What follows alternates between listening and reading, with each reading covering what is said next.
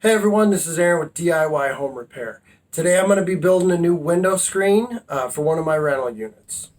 So the tools I need for this today is a knife, I've got a spline tool, a tape measure, a hacksaw to cut the frame, a fiberglass roller screen, and a screen frame kit which I picked up at Menards. You can probably pick it up at any hardware store. So the first thing we're going to do is we're going to remove the spline that's in each individual piece of the frame. Now the main reason I prefer to remove the spline before cutting the frame is because I have had the spline tear when removing it from the frame before. And if you cut your frame and then remove the spline and it tears, you're going to have multiple pieces of spline on each side versus having one single piece for each side, which is what I'd prefer to have.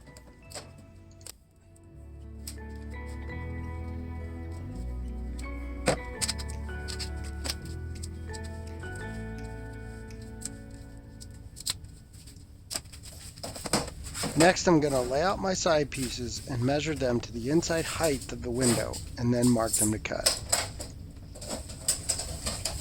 Now when you do this, it's important to remember you have to take into account the length of each corner piece when measuring the overall length of the side piece. So in my case, each corner piece added 3/4 of an inch to each end of the side piece. So when I measured each of the side pieces out, I cut each piece 1.5 inches shorter than the total length I needed.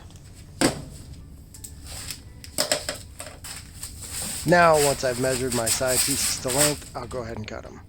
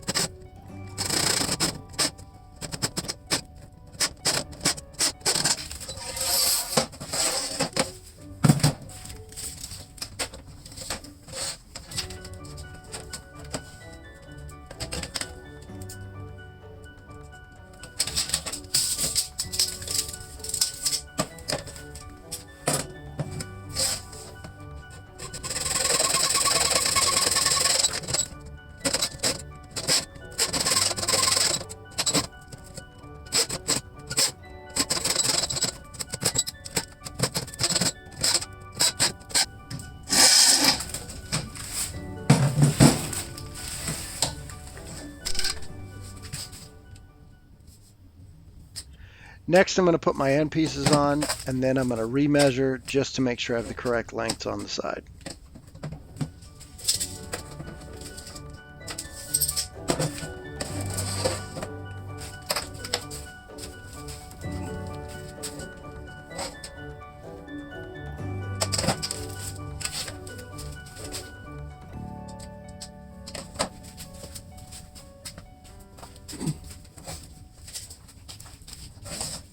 Next, I'm going to go ahead and measure out my top and my bottom pieces and then cut them.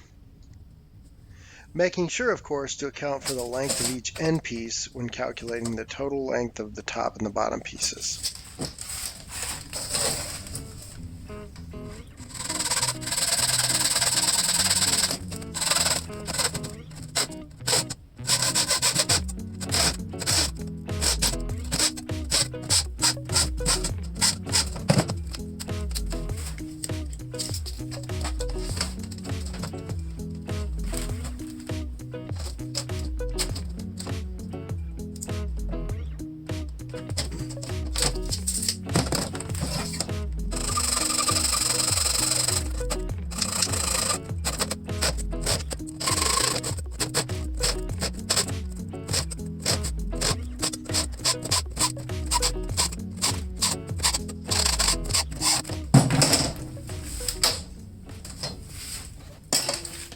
Now that I have my top and bottom pieces cut, I can go ahead and put the frame together.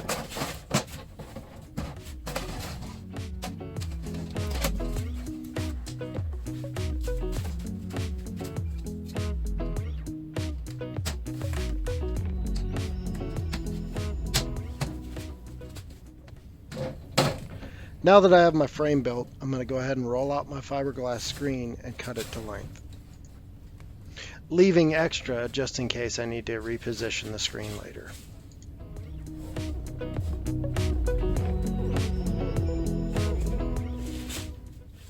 Next, I'm going to go ahead and start installing the spline. So the first place I'm going to start is at the bottom of the frame. Now the reason I start at the bottom of the frame is because I found it just allows me to get a tighter fit on the screen and less wrinkles.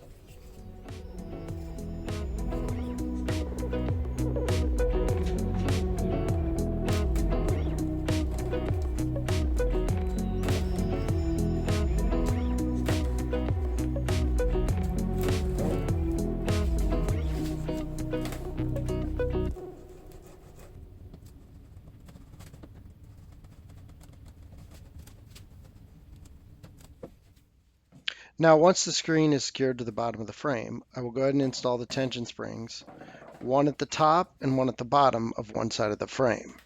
Now really installing the tension springs can be done pretty much any time. You just want to make sure that when you install the tension springs, you install them on the opposite side of the pull tabs.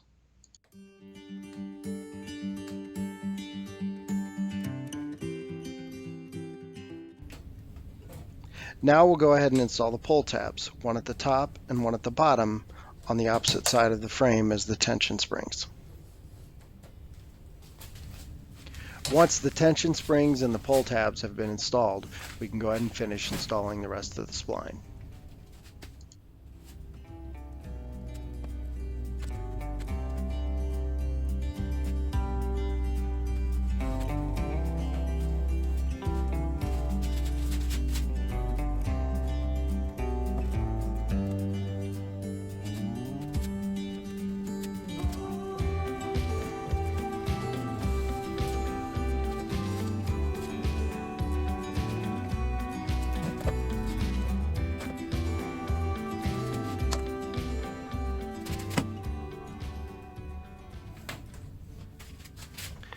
Now we can go back through and cut off all the extra spline.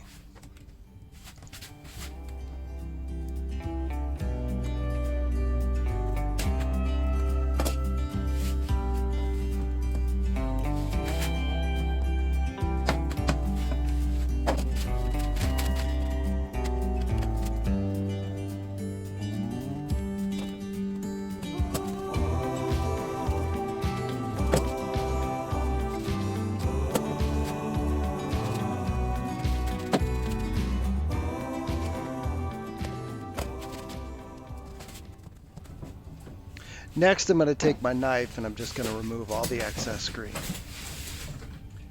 Now, the easiest way I've found to do this is just to take your knife from the inside of the screen and set it across the spline channel and just run it down the frame, holding up the extra screen with your free hand.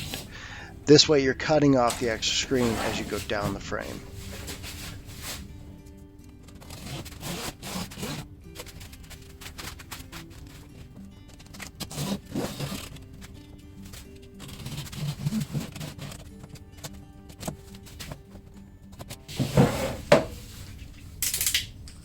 If you found this video helpful, make sure you like and subscribe, and make sure you turn on notifications so you get alerted as soon as the newest videos come out.